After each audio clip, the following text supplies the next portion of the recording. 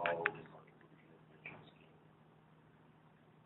The idea of the scheme is to replace or to change what used to be in the past. In the past, we used to have a situation whereby workers, after working, serving the government for 30, 35 years, they go home with nothing because there's no money to pay as pension or gratuity. Therefore, the federal government had to introduce a new scheme together from the pool so that from day one, you need to know what your pension is likely to be when you enter the service. It's contributory. The employer contributes 7.5%. The employee also contributes 7.5%. At the end of the day, you have 15% of the emolument. And the emolument represents the housing and the transport allowance. That makes up 50%. 50% of it stands as contribution for each employee. So the idea is to make sure that people are able to go home with something tangible when they retire from service. And of course, they have a regular pension, something they can fall back on. That is in a nutshell what the new scheme is all about. How is the new pension scheme different from the old pension scheme?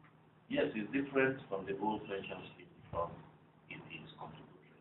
In the old pension scheme, it operated with the process of what we call pay-as-you-go system, which means it's only at the point of exit that probably your employer or the government will start taking off what they have to pay you.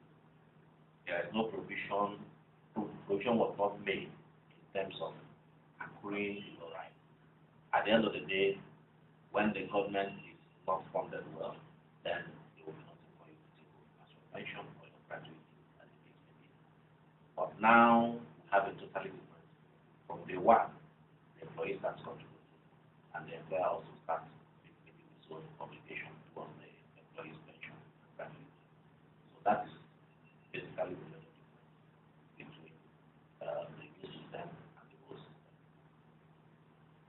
What is the retirement savings account? And is it operated like a bank account? The retirement savings account simply means the RSA. It simply means the account that is peculiar, or rather domiciled with the pensioner, the contributor. It has similar features like the savings account of the bank.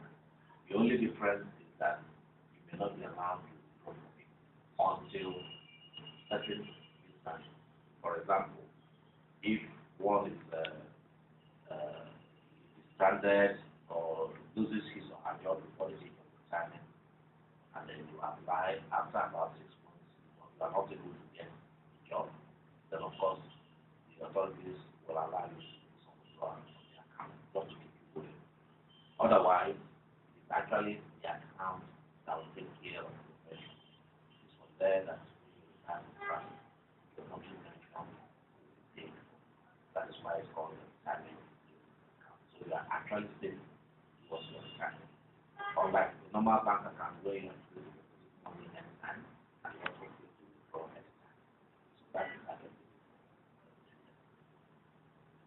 What happens to the retirement benefits of an employee who is already under a pension for the commencement of the new scheme and the pension funds contributed under the NSIC? Yes, whatever an employee has contributed prior to the acceptance of the retirement pension scheme is still a tax for that employee because at the end of the day, the employee has the right to either request the employer to move those funds into his RSA account, the retirement account, or in the alternative, when he has retired from service, that money can be paid to him as legacy or part of his gratuity. So the employee has that option in terms of how to manage those funds. Secondly, in terms of NSIC, yes, there is a process of application whereby anybody who is a side who has contributed money under the NSIC regime, you can still approach your PSA, fill some documentation, and then they will process it to the trust fund, who is apparently handling that on behalf of NSIC, and then get the necessary approval for PENCOM, which normally wouldn't take more than 2 weeks. Because once you have all your full documentation, and then PENCOM will say, will authorize payment alongside trust fund. And of course, the person's account, direct account. So the money is not going to be lost. It's actually there, just for you to get all the documentation, process them, and then you get it. When will a contributor have access to money in the RSA and what program they withdraw? The contribute money in the RSA, I mentioned something like that earlier. If, for example, the contributor lost his job and for 6 months he's not able to get any other job, then about 25% of whatever he has contributed is paid. That's one instance. The second instance is if he retires from service for whatever reason, either he has attained the age of retirement or medically he is considered unable to work again, and then kind of compulsory retirement. At that point in time, the contributor will also have access to his retirement savings account, either by way of the lump sum that is paid immediately received from service to 5% of whatever you have contributed, and then secondly, your normal monthly pension. And what is the program withdrawal? The program withdrawal is actually the one that comes at the time of retirement. At the time of retirement, we need to work out what your monthly pension is likely to be. At the moment, the estimate is based on about 10 years after you must have retired. We believe that yes, for the next 10 years after you must have retired, that's based on the formula that normally applies, that you'll be alive, and then whatever your monthly entitlement is, you work out over that 10 years. And that is actually called the program withdrawal. Then a man needs to draw on a monthly basis the regular amount, the daily amount, based on what time you work out.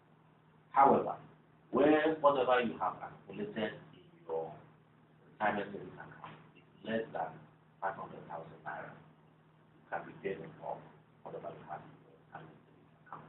But it's only for those who have more than 500,000 that can access or have the benefit of the program. What is the age of retirement? Is there any stated in Yes, the law? age of retirement is stated in the Act as 50 years. That's the minimum age for retirement. Then, but if your employer has an alternative, which means that of the employer is longer or further than 50 years, then that of the employer holds. For example, in the civil service, they have two conditions: either after 5 years of service, or probably when the person has the age of 60. That is the age of retirement for civil servants. In the private organizations, it varies. Some retire the staff probably at the age of 55, at the age of 60, or even less. But the minimum recognized by the Act is the age of 60. So what about public service, like the higher institutions? Then they are all under public service. They are under civil service. I categorize all of them as civil servants. Universities and the rest of them, they are all public servants. And I believe that they have adopted that 5 years of service or an attainment of the age of 60. Judges are different because their own is already taken care of by the constitution of the federal government. Yeah. Then how is the scheme regulated? Well, we have a regulator, and the regulator is the National Pension Commission, called PENCOM. They are the regulator, and they have the law, the Pension Reform Act of 2004, backing them up. And apart from that, we have various regulations, rules and regulations to guide the operation of the scheme, and of course the operators too. By the operators, I mean the PFA, Pension Fund Administrators, and the PFC, the Pension Fund Custodians. So PENCOM is actually the regulator, and they have all the relevant laws to guide them. Yes. So who is the pension fund administrator, and what is the difference between a PFA and a PFC? The pension fund administrator, just as you say, is the company set up, private company set up to administer and manage pension assets, duly appointed by PENCOM and duly licensed by PENCOM. Their role is purely to manage the assets, register contributors, manage the contributions made by the contributors, and ensure that upon retirement, those contributors also get their monthly pension. That is the role of the For PFC, the PFC is also known as the Pension Fund Custodian. They are also registered by pension at PECOM, and their role is actually to take custody of those pension assets that people have contributed, either by way of property, cash, and the case may be. And a pension fund custodian must always be attached to the bank, because there's no way you can play that role without having the fallback of the bank.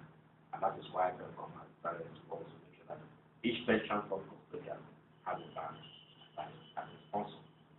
Their role is to take custody of the asset, keep it for the contributors, and at the end of it, based on the instruction of the PFA, they can now be able to deal with the asset as the PFA, who is actually managing those assets.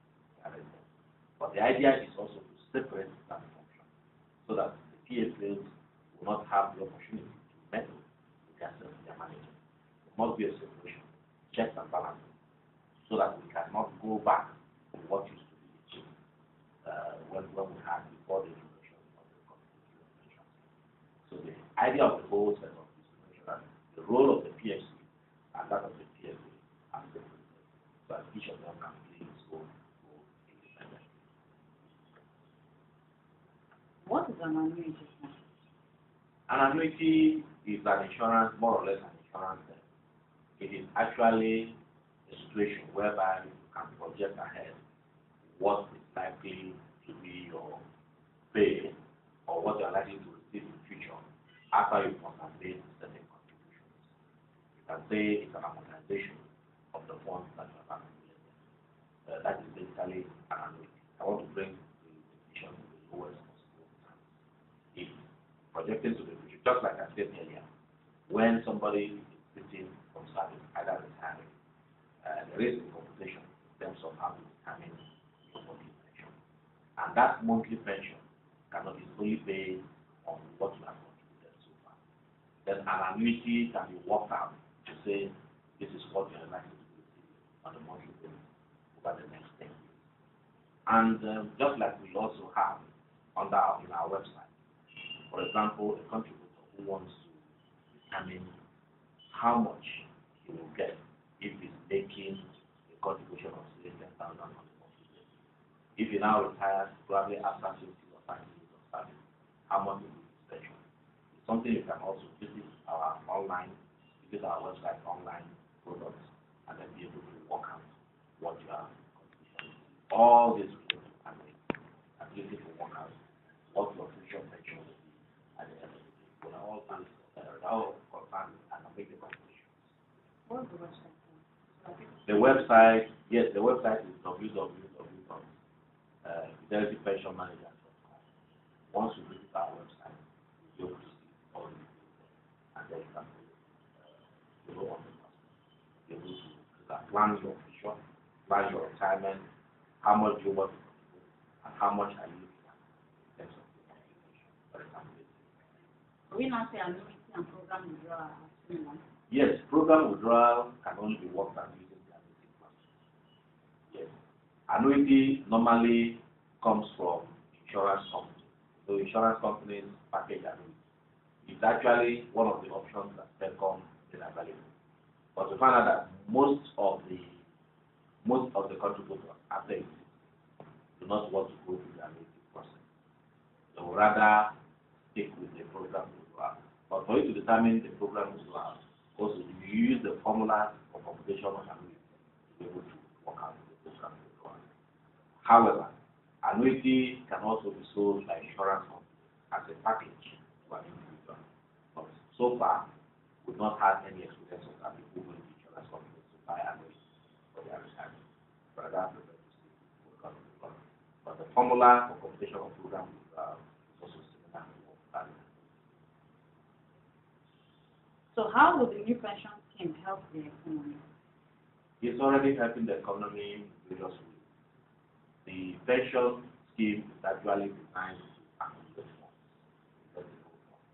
funds that will be invested in the economy, and then people will have access to it.